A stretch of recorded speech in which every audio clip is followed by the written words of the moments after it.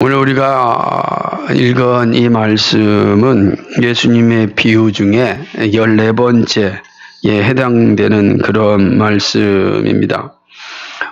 이 비유는 우리가 앞서 보았던 마태복음 21장 예수님께서 대제사장들과 바리새인들에게 행한 그 비유의 연속이라고 할 수 있습니다. 예수님은 대제사장과 바리새인들에게 지금 천국에 대하여 말씀합니다. 근데 이 비유가 지금 천국에 대한 비유이기 때문에 다시 생각한다면 예수님께서 마태복음 13장에서 천국에 대한 비유를 쭉 하셨습니다. 그렇게 본다면 이 말씀은 또 마태복음 13장에 이어지는 천국 비유 중에 하나다, 이렇게 볼 수도 있습니다. 이 비유의 내용을 살펴본다면 자기 아들을 위하여 혼인잔치를 베푼 왕의 이야기입니다. 유대인들의 혼인잔치는 보통 한 일주일 정도 열렸습니다. 그러니까 이 기간 동안에 친척과 또 친구들을 초청합니다. 그리고 또 이 왕족들이나 귀족들의 이 결혼 혼인잔치는 아주 특별하게 또 베풀어지기도 하였습니다. 그래서 이 비유를 할 때에 이 들은 사람들은 무슨 내용인지 너무나 잘 알고 있었을 것입니다. 왕이 아들의 혼인잔치에 사람들을 오라고 하였습니다. 근데 사람들이 오기를 싫어했습니다. 왕이 초청했는데 거절하였습니다. 이 자체만으로도 참 심각하지 않겠습니까? 왕이 초청하였는데 이걸 거절하였다라는 사실만으로도 이 시작부터 문제가 있는 겁니다. 그러나 왕은 이에 머물지 않고 다른 종을 보내어서 청한 사람들에게 이제 자세하게 이야기를 합니다. 우리가 오찬을 준비했다. 오찬을 준비했을 뿐만 아니라 살찐 소도 준비되어 있고 살찐 짐승들 다 잡아놨다. 무슨 말이죠? 여러분 오면은 행복한 그런 잔치에 참여할 수 있으니까 오십시오. 몸만 오시면 됩니다. 이렇게 이야기한 겁니다. 그런데 문제는 어떻게 되죠? 이 초청을 받은 사람들 가운데 한 사람도 오지 않았습니다. 한 사람은 자기 밭으로 갔고요. 한 사람은 자기 가게로 갔습니다. 가게, 상업장, 아니면 사업을 하기 위하여서 갔습니다. 문제는 또 남은 사람들입니다. 밭으로도 가지 않고 또 자기 사업을 위해서 떠난 사람도 아닌 이들이 그 왕이 보낸 종들을 아주 모욕하고 등욕하고 또 죽이기까지 하였습니다. 이거 있을 수 없는 일들이 일어난 겁니다. 그러니까 여기서 종이 죽었다라는 것이 사실은 이제 21장 비유의 연속 중에 하나이고요.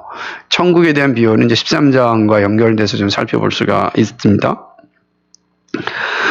여러분, 이건 누구나 이해할 수 없는 상황이 벌어진 거 아니겠어요? 왕이 자기 신하를 보냈는데 이랬으니까 왕 입장에서는 정말 화가 많이 났겠죠? 그래서 왕이 군대를 모집합니다. 그래서 살인한 사람들을 전멸하고 그 동네를 불살라 버립니다. 군대를 동원하는 겁니다. 그 미국의 의사당이 이게 시위자들에게서 이렇게 점령당하니까 미국 군대가 파병돼가지고 그거를 정리하지 않았습니까? 이게 심각한 상황이 펼쳐졌다라고 할 때는 사실 군대가 이제 참여하는 거죠. 경찰이 할 수 없으니까 그렇게 된 것처럼 지금 여기 보니까 왕이 군대를 보내었습니다. 이거 종 몇 사람 보내가지고 해결될 일이 아니죠. 화가 났습니다. 그리고 동네를 불살려버렸습니다. 여기까지가 이제 7절까지의 내용입니다. 이 내용을 7절까지를 잘 다시 한번 어떤 의미인지 이 비유가 말하는 것이 무엇인지 생각해 봅시다. 이 비유는 하나님의 아들을 거절한 이스라엘을 향한 말씀입니다. 왕은 하나님입니다. 아들은 예수 그리스도입니다. 종들은 선지자들과 그리고 마지막 선지자였던 세례 요한을 의미합니다. 그리고 처음 초청받은 사람들은 누구겠습니까? 이스라엘 사람들, 유대인들이라고 말할 수 있습니다. 하나님은 이스라엘 사람들에게 선지자를 통하여서 복음에 초청을 하였습니다. 복음을 전하였고 그들을 하나님 나라로 초청하였습니다. 이스라엘 사람들, 유대인들은 먼저 하나님의 초청을 받은 자였습니다. 그 자체로도 얼마나 행복한 일입니까? 그런데 그런 초청을 받은 이스라엘 사람들이 선지자를 배척하였고 마침내 아들까지도 죽였습니다. 이거는 이제 끔찍한 일이 벌어진 것 아니겠습니까? 하나님은 이들의 악함에 대하여서 심판하십니다. 군대를 보내어서 그 동네를 전부 다 파괴시켜 버린 거죠. 이거는 또 역사 속에서 실제로 이루어지죠. 지금 이 예수님 말씀하신 이후 40년 후에 로마의 장군 디도에 의해서 이스라엘은 점령당하고 예루살렘 완전히 다 망가져 버리고 그리고 예루살렘 성전은 사라지고 맙니다. 돌 위에 돌 하나도 남지 않고 사라진다 이렇게 말씀하셨던 완전히 이제 파괴되고 마는 거죠. 참으로 귀한 선물을 받았지만 아무것도 누리지 못하였습니다. 이게 이제 이스라엘 사람들이 가진 참 슬픔이죠. 자, 그런데 8절을 보게 되면 왕이 이 잔치를 포기하지 않습니다. 이 중요한 겁니다. 잔치를 이렇게 되면은 필요 없다라고 할 텐데 왕이 잔치를 포기하지 않습니다. 왕은 종들에게 혼인 잔치는 이미 잘 예비되었다라고 말합니다. 그러면서 첫 번째 초청한 사람들은 합당하지 않으니 이제 사거리의 길에 가서 만나는 대로 혼인 잔치의 사람들을 데려오라고 청합니다. 종들은 이 말을 듣고 이제 길거리에 나갑니다. 그리고 거기서 만나는 사람마다 혼인잔치로 초청합니다. 재밌는 표현은 악한 자나 선한 자나 이렇게 돼 있어요. 악한 자나 선한 자나 상관없이 누구든지 만나는 대로 모든 사람들을 데려와서 잔치의 자리에 채우라고 합니다. 그리고 그렇게 사람들 데려왔습니다. 잔치 자리 손님들로 가득 찼습니다. 자, 여기까지가 10절까지의 말씀입니다. 이것은 하나님의 창조 경륜, 즉 자기 백성을 삼으시는 일에 대하여 하나님 스스로 감당하심을 의미합니다. 하나님은 더 이상 이스라엘 사람으로 창조 경륜을 완성하지 아니하시고 이방인을 통하여 완성하십니다. 이제 하나님께서 그의 나라를 채우실 때 이제 첫사람이었던 이스라엘 사람들이 거부하자 이제 그 하나님의 은혜의 사역을 이방인으로 돌립니다. 그리고 이방인을 통하여서 하나님의 나라를 완성하시는 것입니다. 하나님이 부르시는 자를 통하여 하나님의 나라가 충만해집니다. 하나님의 나라는 사람이 막는다고 멈추지 않습니다. 그래서 사람들이 사단이 막는다고 해서 하나님은 멈추지 않아요. 하나님은 끝까지 자신이 하신 약속을 성취하십니다. 그죠? 이렇게 이제 잔치 자리에 사람들이 가득 차 있었습니다. 이제 왕이 그 혼인 잔치에 온 사람들을 보려고 이제 그들을 여기 나타납니다. 이게 중요한 거죠. 하나님이 나타나시는 겁니다. 보려고 이제 나타납니다. 왕이 백성을 만나는 순간입니다. 왕이 손님들을 만나는 순간입니다. 많은 사람들이 다 혼인잔치에 있었습니다. 그런데 그 가운데 예복을 입지 아니한 한 사람을 보게 됩니다. 다들 예복을 입었는데 예복을 입지 않은 사람이 눈에 띄었습니다. 결혼식에 들어오려면 이제 예복을 입는 그런 문화가 있습니다. 그 예복은 왕이 준비합니다.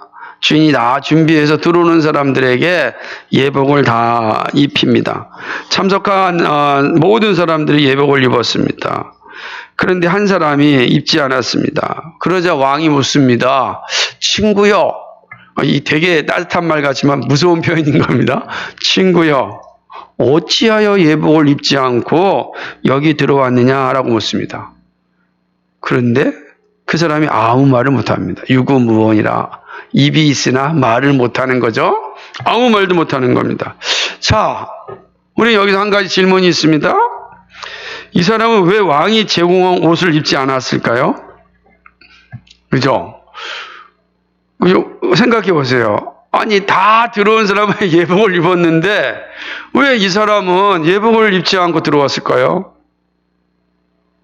여러분 어떻게 생각하십니까? 예배당 들어올 때 다 예복을 입어야 들어갑니다 라고 했는데 예복을 난 입지 않고 들어가겠다 라고 할 때는 무슨 이유가 있을까요? 사실 성경에 이 내용이 기록되어 있지 않기 때문에 정확하게 그 의미를 살펴볼 수는 없지만, 그러나 이 왕이 이 예복을 입지 않은 사람에 대한 심판의 근거에서 이 내용을 유추해낼 수 있습니다. 모두가 예복을 입은 것은 혼인잔치 자리에 가난한 자나 부자나, 그죠? 차별이 없고 모두가 공정한 대우를 받는다는 것을 의미합니다. 선한 자나 악한 자나 들어왔습니다. 가난한 자나 부자나 들어왔습니다. 그 옷이 또 다르겠죠. 예복을 다 입었다라는 건 뭐예요? 이건 다 이제 예외가 없는 겁니다. 다 공정하잖아요. 같은 옷을 다 입었으니까 거기에 무슨 차별이 있겠습니까? 아무 차별이 없는 겁니다. 그런데 이 사람은 자신의 옷을 입었습니다. 왜 자신의 옷을 고집하였을까? 이 사람은 자신의 옷을 자랑하거나 또 자신은 여기 모인 사람들과는 다르다는 허세나 교만이 있지는 아니었을까요? 그죠? 다 입었는데 자신만만하게 자기 옷을 입고 왔으니까 그럼 다 헤어진 옷 입고 들어오진 않았을 거 아니에요. 그죠? 우리 생각할 때 아무런 자신만만한 겁니다. 자신의 어떤 그 외적인 모습을 드러내고 싶은 그런 어떤 욕망, 허세, 허영, 교만함이 묻어져 있는 것 아니겠습니까? 그래서 묻는 겁니다. 왕이. 아니, 왜 옷을 입지 않았느냐? 라고 하는 겁니다. 왕은요, 이 질문에 대답을 하지 못하는 이 사람을 보고서 아주 엄청난 이야기를 합니다. 종들에게 저의 손과 발을 묶으라는 겁니다. 그리고 바깥후에 던져버리라는 겁니다. 어두운 가운데 내어 던지라고 합니다. 거기서 슬피 울며 이를 갈 것이라고 말씀하는 것입니다. 이건 진짜, 그러니까 이 장면을 본다면 단순히 옷 입지 않았기 때문에 이러한 그 책망을 받은 건 아니겠죠. 여기 나타난 모습이 보여지는 겁니다. 이렇게 끝나면은, 그렇게 생각할 수 있는데, 14절에서 전체의 말의 핵심이라고 할 수 있는 말을 한 번 더 던지십니다. 그것은 무엇입니까? 바로 청함을 받은 사람은 많되 택함을 입은 사람은 적다. 이렇게 말씀하는 것입니다. 자, 이게 어떤 의미인가? 이건 11절, 14절까지 내용인데요. 11절과 14절은 잔치에 참여한 사람들 가운데 주어진 하나님의 심판을 말씀합니다. 혼인잔치는 하나님 나라에 들어감을 의미합니다. 신랑 대신 예수님의 신부가 되는 영광을 누리는 거죠. 그 혼인잔치로 다 들어갈 겁니다. 근데 혼인잔치에 합당하지 않은 사람이 있을 수 있습니다. 복음의 요청을 받고 잔치에 참여하였지만 실제는 그 마음에 혼인잔치에 참여하고 싶은 마음이 없는 사람입니다. 그 혼인잔치 정신에 함께 참여하고 싶지 않은 사람이죠. 모두가 입어야 할 예복을 입지 않았습니다. 이거는 하나님 나라에 합당하지 않은 자세입니다. 구원받은 백성에게는요, 합당한 옷이 있습니다. 그러니까 예수님이 말씀하신 것이 지금 비유 속에서 던져진 말씀이 아니라 이미 구원받은 백성에게 주어진 구원의 옷에 대하여 구약과 신약에서 계속해서 말씀하셨습니다. 우리는요, 스스로 구원에 이를 수 없습니다. 오직 구원의 옷을 입어야 됩니다. 그죠? 구원의 옷을 받아서 입어야 우리가 구원에 이르는 거예요. 내가 스스로 내 옷을 가지고 내 스스로 구원받을 수가 없다고요. 내 스스로 하나님 나라에 들어갈 수가 없습니다. 요한계시록 3장 5절을 보게 되면 구원받은 자가 입는 옷이 있음을 말씀합니다. 요한계시록 3장 이렇게 말씀합니다. 5절에 이기는 자는 이와 같이 흰 옷을 입을 것이요 내가 그 이름을 생명책에서 반드시 흐리지 아니하고 그 이름을 내 아버지 앞과 그 천사들 앞에서 시인하리라. 아멘. 이기는 자, 그죠? 구원받은 자는 흰 옷을 입을 것이다. 이렇게 말씀하고 있습니다. 거룩한 옷이란 뜻이에요. 거룩한 옷.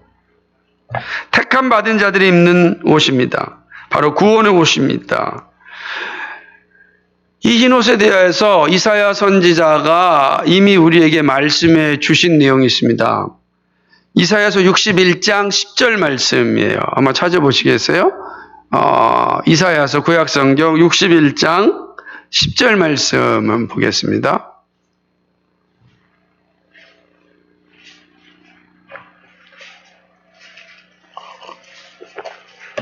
찾아볼까요? 이사야서 61장 10절.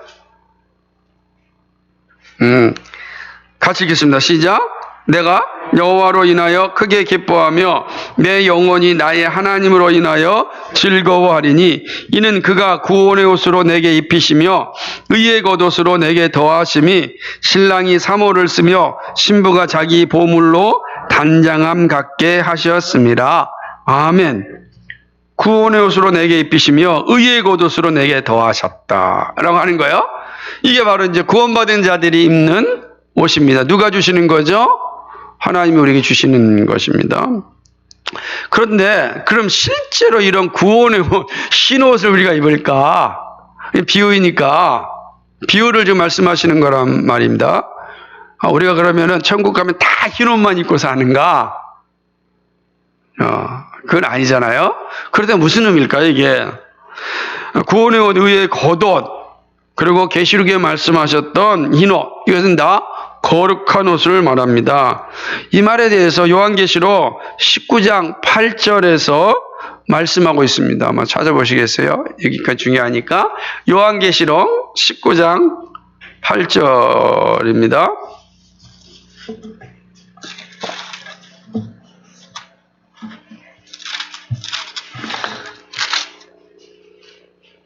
서셨죠? 같이 했습니다. 시작. 그에게 허락하사 빛나고 깨끗한 세마포를 입게 하셨은즉 이 세마포는 성도들의 옳은 행실이로다. 아멘. 자, 그럼 이 흰 옷, 이 거룩한 옷은 뭡니까? 성도들의 옳은 행실입니다. 자, 그런데 지금 옷을 입지 않은 손님이 있습니다. 하나님이 이 사람을 향하여 슬피 울며 이를 가는 삶을 선고하십니다. 이에 대하여 게르트 마이어 목사님이 이렇게 얘기했어요. 예복을 입지 않은 한 사람은 단지 외적으로만 교회에 속하고 예수님을 통한 구속을 진정으로 영접하지 않은 단지 이름만 기독교인이다. 이렇게 표현해요. 이름만 기독교인인 사람. 이게 바로 예복을 입지 않은 사람에 대한 내용인 것입니다. 저는 이 말을 기독교인으로 변장한 종교인이라 이렇게 말하고 싶습니다. 이들은 결국 하나님 나라의 문 앞에는 갈 수 있으나 마침내 지옥에 떨어지게 됩니다. 그런 의미에서 청함받은 사람은 많으나 택함받은 사람은 적다는 예수님의 말씀은 깊이 있게 들어야 합니다. 자, 이것이 본문의 전체적인 내용입니다. 이렇게 오늘 본문은 한 비유의 두 가지 내용을 우리에게 말씀해 주고 있습니다. 하나는 복음을 먼저 받은 이스라엘이 버림받고 나중된 자인 이방인들이 구원받는다는 사실입니다. 또한 청함받은 사람이라 할지라도 외식자에 대한 하나님의 심판이 있음을 말씀합니다. 이렇게 하는 거죠. 자, 첫사람이었던 이스라엘에서 구원이 이방인으로 왔어요. 이방인으로 와서 다 구원에 이르는 것이 아니라 뭐죠? 외식자는 하나님의 심판을 받는다. 복음에 합당한 삶을 사는 자가 구원받는다라고 하는 사실입니다. 예수님의 말씀은 완성될 하나님 나라를 향하여 달려가는 우리들에게 여전히 새겨들어야 할 말씀입니다. 오늘 되게 중요한 말씀입니다. 자, 그렇다면 우리는 이 본문을 통하여 우리가 가지고 있어야 할 바른 교훈을 생각해 보고자 합니다. 첫째는요, 복음의 증거는 교회가 완성될 때까지 변함없는 사명입니다. 복음의 증거는. 교회가 가지고 있는 변함없는 사명이 뭐냐? 복음을 증거하는 거예요. 언제까지요? 교회가 완성될 때까지입니다. 복음의 증거는 전도와 선교를 의미합니다. 이 일은 한 번도 멈춘 적이 없습니다. 창조 이후에 지금까지 단 한 번도 멈춘 적이 없습니다. 이것은 하나님의 창조적 경륜이기 때문입니다. 그래서 하나님은 사람이 범죄하여 창조의 영광을 훼손하였지만 하나님은 자신의 창조의 경륜을 완성하고자 사람이 되사 우리 가운데 오신 것입니다. 그리고 인간이 지금 모든 죄를 담당하시고 십자가의 죽으심으로 우리를 구원하여 주셨습니다. 하나님은요, 이 일을 위하여 친히 사람들과 언약을 맺으셨습니다.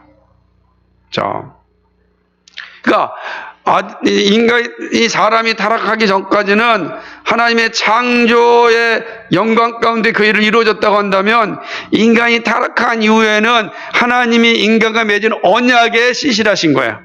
그렇게 이해하시는 겁니다.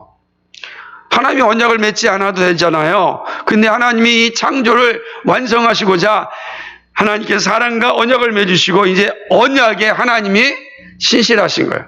언약이 하나님을 신실한 거죠. 이 되게 중요한 내용이죠. 하나님은 우리를 그 언약의 완성인 어린 양의 혼인잔치로 부르십니다. 그 축제의 날에 함께할 백성들을 위하여 선지자들과 사도들을 보냈습니다. 그리고 그리스도인들을 부르사 곳곳에 보내는 겁니다. 여러분, 하나님께서 일을 하시는 거야. 하나님은 곳곳에 복음을 전하게 하십니다. 그죠? 우리가 사는 우리 지역에는 같은 언어를 통하여 복음을 전할 수 있는 전도자를 보내서 교회를 세우고 교회가 세워지면 세워진 곳에서 믿음을 가진 성도들이 또다시 그리스도의 복음을 전하는 거죠. 가족과 친척과 친구와 지역사회와 여러분이 만나는 사람들에게 예수의 복음을 전하게 하시는 겁니다. 그 시작이 어디였습니까? 사도들과 선지자였습니다. 그 사도들 선지를 누가 보냈습니까? 예수 그리스도가 하나님께 보내셨습니다. 왜 보내셨습니까? 하나님이 우리에게 맺은 언약에 신실하시기 위해서, 하나님의 창조 경륜을 완성하기 위하여서 그렇게 하신 것입니다. 예수님은 땅끝까지 이르러 내 증인이 되라고 우리에게 명령하셨습니다. 바울은 때를 얻든지 못 얻든지 복음을 전하라고 하였습니다. 예수님은 교회가 완성될 때까지 내가 너희와 함께 할 것이라고 약속하셨습니다. 사거리에 나가서 복음을 전해야 될 이유가 여기 있는 겁니다. 사거리에 나가서. 그리고 그 복음을 듣는 자는 구원을 얻습니다.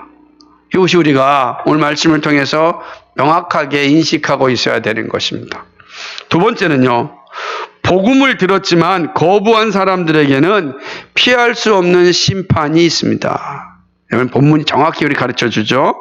이스라엘은 복된 민족이었습니다. 거기에 대제사장과 바리새인들은 말씀을 깊이 아는 선물을 받은 사람들입니다. 누구보다도 그리스도를 소망하고 기다렸습니다. 그런데 그리스도가 그들 앞에 왔을 때 이들은 오만하였습니다. 요한의 기록처럼 자기 땅에 왔는데 자기 백성이 영접지 아니한 것입니다. 참으로 슬픈 일이 아닐 수 없습니다. 그렇게 기대하고 소망하고 있었던 그 메시아가 눈앞에 왔는데 자신들의 오만함으로, 자신들의 이 탐욕으로 그 그리스도를, 그 메시아를 받지 않은 것입니다. 어린 양이 혼인잔치에 초대를 했지만 듣지 않고 거부하였습니다. 참 끔찍한 일이죠. 초대장을 무시한 겁니다. 그리고 모욕하였습니다. 초대장을 찢어버렸다는 거예요. 여러분 생각해 보세요. 내 결혼식장에 초대장을 탁 줬는데 그 앞에 찢는다고 생각해 보세요. 그 얼마나 모욕감 당하겠어요. 지금 이런 일이 일어난 것이죠. 그리고 자신들이 원하는 삶을 즐겼습니다. 밭으로 가고 사업장으로 갔습니다. 매튜엘리의 말처럼 그리스도로 말미암아 이루어진 큰 구원을 가볍게 여기는 것이야말로 세상에 정죄받는 죄라. 그렇습니다. 이 그리스도가 주신 이 큰 구원의 선물을 가볍게 여기는 게 세상의 죄입니다. 세상의 것에 모든 관심을 빼앗기고 자신의 영혼의 문제에 대해서는 관심이 없습니다. 잠시 있다가 사라질 것 때문에 영혼의 문제에 관심을 두지 않습니다. 이 종교인들이 하는 행위죠. 교회에 있다 할지라도 종교인으로 행세하는 자들은 영혼의 문제에 관심이 없어요. 이게 죄라고요. 그죠? 복음의 증거는 한 번도 멈추지 않았습니다. 그러나 많은 사람들이 자신들이 사는 문제에 우선순위를 두면서 복음을 외면하였습니다. 오히려 복음을 전하는 사람을 모욕하였습니다. 얼마나 많은 핍박이 있었는지 우리의 교회사가 우리에게 알려줍니다. 그래서 교회사는 순교회사라, 교회사는 순교사라 이렇게 말하는 이유도 여기에 있습니다. 복음을 전하다가 모욕당하고 죽음을 맞이함으로 세워진 역사가 교회사, 교회의 역사입니다. 이스라엘은 철저하게 예수님을 외면하였습니다. 예수님을 철저하게 모욕하였습니다. 하나님은 이들의 자격을 몰수하였습니다. 이들이 잘 몰수하였습니다. 하나님의 은혜를 주었는데 이들은 악을 행하였습니다. 이들이 당하는 멸망은 하나님의 책임이 아닙니다. 이들의 책임, 죄인들의 책임입니다. 왜 멸망하였습니까? 죄 때문입니다. 이 죄로 이들은 멸망의 자리에 떨어지고 만 것입니다. 복음을 외면한 사람들에게 주어진 결과는 슬피 울며 이를 가는 심판입니다. 이 심판을 피하여 갈 수 없습니다. 죄의 결과인 사망에 이릅니다. 그러나 여러분, 사망은요 소멸이 아닙니다. 사망은 영원한 심판을 통하여 영원토록 슬피 울며 이를 가는 자리에 떨어지는 것입니다. 복음을 전할 때 듣지 않으면 하나님은 다른 일을 부르사 교회를 완성케 합니다. 잊지 마십시오. 복음을 전하였는데 듣지 아니하면 교회가 사라지지 않아요. 그렇게 생각한다고요. 내가 없으면 교회가 사라지겠지 아니라고요. 하나님은 다른 사람을 불러서 그의 교회를 세워갑니다. 왜 그렇습니까? 이 하나님께서 자신의 언약에 신실하시기 때문입니다. 이 교회는 사람이 주인이 아니라 하나님이 주인이십니다. 하나님이 세워가십니다. 그걸 보여주는 겁니다. 이방인들은, 유대인들은 하나님의 영광을 풍성히 누릴 수 있는 자리에 있었습니다. 그런데 그들이 예수님을 거부하였습니다. 교회가 사라질 것 같죠? 그러나 하나님께서 이방인을 통하여 그의 교회를 완성하셨습니다. 우리가 이 사실을 정말 기억해야 됩니다. 복음 앞에 우리가 신앙 고백을 할 수 있는 것은 전적인 하나님의 은혜입니다. 죽은 자를 살려주신 하나님께 감사를 드려야 합니다. 그리고 나와 같은 나에게 임한 내가 누린 이 은혜가 내 가족과 친척 그리고 친구들에게 임하기를 기도해야 하고 전해야 하는 것입니다. 교회가 완성될 때까지 우리가 이 일을 감당하는 것입니다. 그러나 그 복음을 듣지 아니하면 듣지 않은 것으로 인하여 심판이 임하는 겁니다. 이 사실이 우리에게 가르쳐주는 두 번째 가르침입니다. 세 번째 가르침은요, 칭의와 거룩은 구별되나 분리되지 않습니다. 구별은 됩니다. 그러나 분리되지 않습니다. 예수님은 청함받은 사람은 많으나 택함받은 사람은 적다고 하였습니다. 혼인잔치에 청함받았다고 택함받은 것이 아닙니다. 택함받은 자에게 나타나는 열매가 있습니다. 바로 깨끗한 세마포 옷, 즉 성도들의 올바른 행실입니다. 반드시 나타나죠. 그렇다고 해서 이것이 성도들의 행위가 있어야 구원을 받을 수 있다는 행위 구원을 말하는 것은 아닙니다.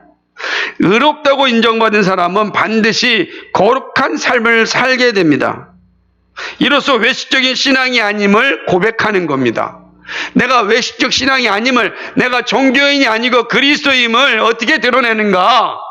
거룩한 모습을, 거룩한 삶을 살고자 하는 몸부림을 통하여서 드러내는 것입니다. 기독교인으로 변장한 종교인이 아님을 고백합니다. 변장한 종교인의 특징은 하나님을 자신의 성공을 위한 도구로만 사용합니다. 하나님의 뜻을 알고자 순종하고자 하는 것이 아니라 철저하게 자신의 이익을 위하여 필요한 도구로 하나님을 사용하는 겁니다. 그 필요할 때만 하나님 부르습니다. 자기에게 필요 없으면 더 이상 부르지 않아요. 이 변장한 종교인들이 하는 행위죠. 그렇게 사는 것입니다.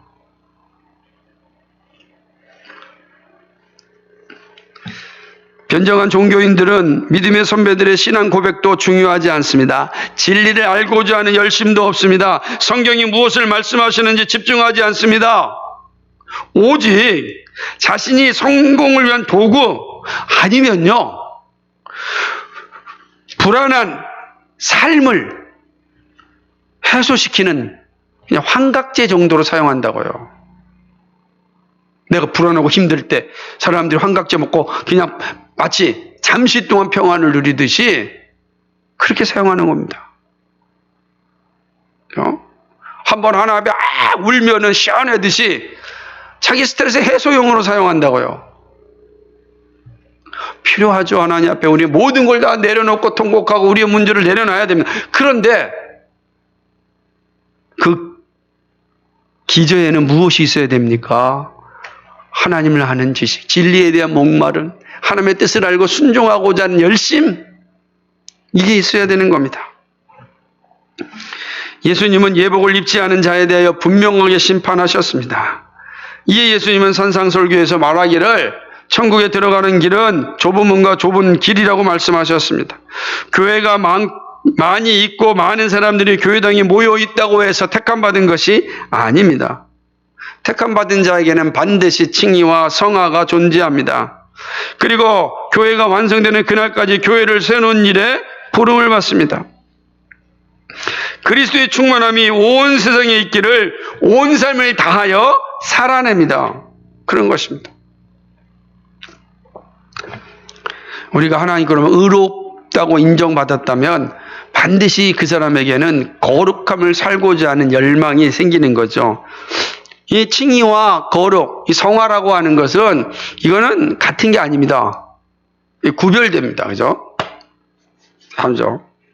그러나 분리되어 존재하지 않아요. 분리되어 있지 않다고요. 따로따로 내가 칭의가 있고 그 다음에 한참 더 성화가 그런 게 아니라고요.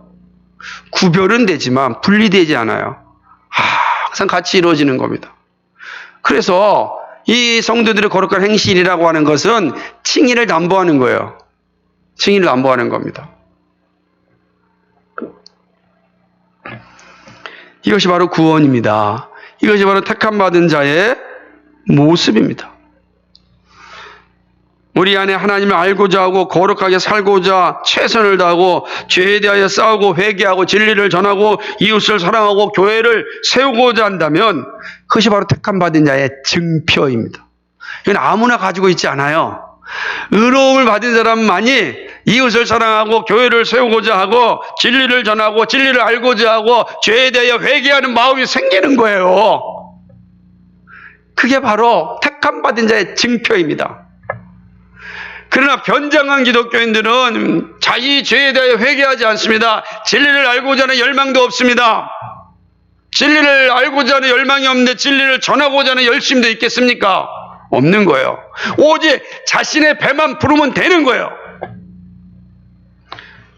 그러니 이웃을 사랑하고 교회를 세우고자 하는 그 열심이 자발적으로 나겠냐고요. 일어나지 않죠. 그러나 정말로 하나님 구원받은 백성은 하나님 그 의롭다움을 입은 자들은 거룩함을 위한 몸부림이 그들의 삶 속에서 자발적 나타납니다. 왜 그렇습니까? 우리 안에 거룩한 영 성령이 거하시기 때문입니다. 증거를 가진 자로서 그리스도의 충만을 위하여 끝까지 믿음의 길을 감당하기를 간절히 소망합니다. 말씀을 맺습니다.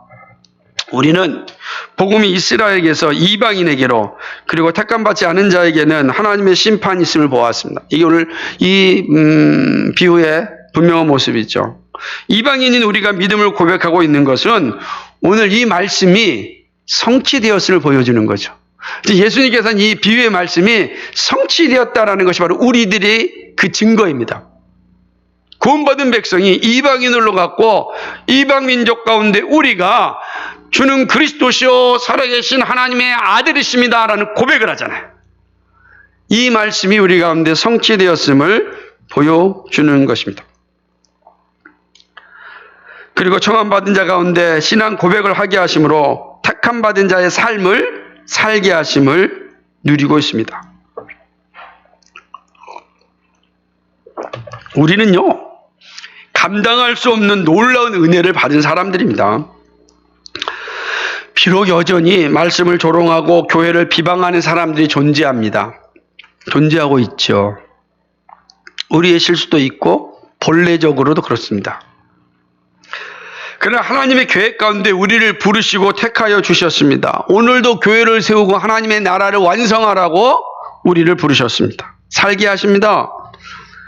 이렇게 살 때 마지막 심판 날에 때 우리의 그 날은 우리에게 영광의 날이 되는 거예요. 모든 사람들이 심판의 날 앞에 다 설 텐데 그날 우리에게는 영광의 날이 되는 겁니다. 이것은 하나님의 변함없는 약속, 언약입니다. 우리를 그 마지막 날에 영광스러운 자리에 서게 하기 위한 하나님의 열심입니다. 하나님이 그 언약에 신실하셨고 열심하셨기 때문에 우리로 하여금 교회를 세우고 하나님을 완성하고 마침내 하나님 심판대 앞에 섰을 때 잘했다 칭찬받게 하시는 거죠. 우리가 열심을 다해 갈 수 있는 것이 아니라 우리를 부르시고 우리에게 의의 옷을 입혀주신 하나님께서 우리를 그렇게 인도하여 주십니다. 이제 우리가 감당해야 할 일은 이 땅에 그리스도인의 아름다움을 보여야 합니다. 세마포 옷을 입은 자의 거룩함을 보여야 합니다. 우리의 작은 행동이 세상으로 하여금 하나님을 찬양하게 합니다. 이 일은 정말 어렵습니다. 긴 시간이 필요합니다. 물론 그러다가도 한순간에 무너질 수 있습니다. 그러나 끝까지 감당해야 됩니다. 자, 이건 우리가 끝까지 감당해야 됩니다. 그리고 잊지 마십시오. 우리가 하지 아니하면은 교회가 멈추지 않아요. 착각하지 마십시오. 하나님께서 하나님의 사람들 다시 불러서 그의 나라를 다시 세워나가십니다. 그게 인류의 역사였고 교회의 역사였고 오늘 우리가 보고 있는 역사입니다. 그러니까 그 하나님의 놀라운 역사에 내가 동참하여 그를 함께 할 수 있다는 사실에 대하여 감사하고 기뻐하고 즐거움으로 끝까지 동참해야 되는 겁니다. 오만과 자만과 이 허영은요 우리 안에 다 벗어 던져야 됩니다. 사람들이 왜 오만한 자리에 있습니까? 내가 없으면 안 된다는 생각이에요. 그게 아니라 하나님이 나를 불러주셨으니까 감사합니다. 고맙습니다. 내가 이 일에 하나님께서 쓰신다고 하시니 사용받는 일에 즐거움으로 동참하겠습니다. 이게 우리가 가지고 있어야 될 자세라는 겁니다. 우리 모두 우리 자신의 모습을 잘 살펴보아야 합니다. 택함받은 자의 올바름이 무엇인지를 알려주어야 합니다. 그러기 위해서 하나님 앞에 나의 모습을 내려놓고 기도하고 용서받는 일도 쉬지 않아야 됩니다. 여러분 늘 하나님 앞에 무릎 꿇고 우리의 죄를 회개하고 용서함 받고 힘을 얻는 일이요 날마다 일어나야 돼요. 그 일이 정말 중요합니다. 여러분은 하나님 앞에 정직하십니까? 올바른 삶을 위한 훈련을 잘하고 있습니까? 매일 성경을 늘 묵상하고 서로를 위한 도구 기도를 쉬지 않고 있습니까? 이웃을 위한 기도를 한다는 게 얼마나 크고 복된 일인지 모릅니다. 그것은요, 구원받은 자가 누리는 특권 중에 특권이요, 영광 중에 영광입니다. 내가 누군가를 위하여 하나님께 기도할 수 있다는 이 영광스러운 자리를 발로 차버리는 어리석은 이들이 너무 많아요. 우리는 쉬면 안 되는 이유가 여기 있는 겁니다. 그 영광스러운 일이기 때문에 그렇습니다. 사랑하는 여러분, 우리가 이 일을 끊임없이 잘 감당할 때 바로 여기에 소망이 있습니다. 주님 보시기에 잘했다 칭찬받는 우리 모두가 되도록 정말 삶의 자리에서 영적 성숙을 위하여 치열하게 살아갈 수 있기를 정말 주님의 이름을 간절히 축복합니다. 그런 은혜의 자리에서 흔들리지 마십시오. 청함받은 자가 끝나는 것이 아니라 택함받은 자의 자리에 서서 하나님의 영광을 위하여 우리의 남은 생애를 복되게 사용하는 그런 하나님의 사람들이 되기를 주님의 이름으로 축복합니다. 거룩하시고 자비하신 아버지 하나님, 고맙고 감사를 드립니다. 오늘 이 진리의 말씀을 함께 나눌 수 있어서 감사합니다. 하나님, 주님께서 말씀하심이 우리 가운데 성취되었음을 보게 하여 주셔서 고맙습니다. 하나님, 이 성취되면 장차 이 땅에 완성될 하나님의 나라에서 우리가 눈으로 보게 될 것입니다. 그때 하나님 앞에 잘했다 칭찬받는 자의 자리에 서게 될 것입니다.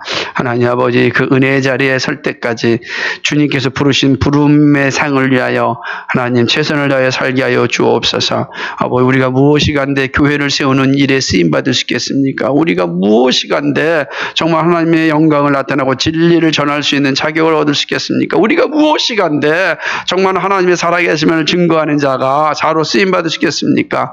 모든 것이 하나님의 은혜요 구원이고 사랑입니다. 오 하나님 아버지, 정말로 하나님 앞에 온전히 무릎 꿇고 하나님의 일하심에 순종하고 하나님이 함께 하심에 복종하며 살아가는 우리 모두가 되게 하여 주옵소서. 우리의 자녀들도 우리의 가정들도 우리의 사업터도 정말로 이 하나님의 영광과 교회를 세우고 하나님을 완성하는 일에 온전히 쓰여지는 그런 은총이 있게 하여 주옵소서. 감사합니다. 우리 주 예수 그리스도의 받들어 기도하옵나이다. 아멘.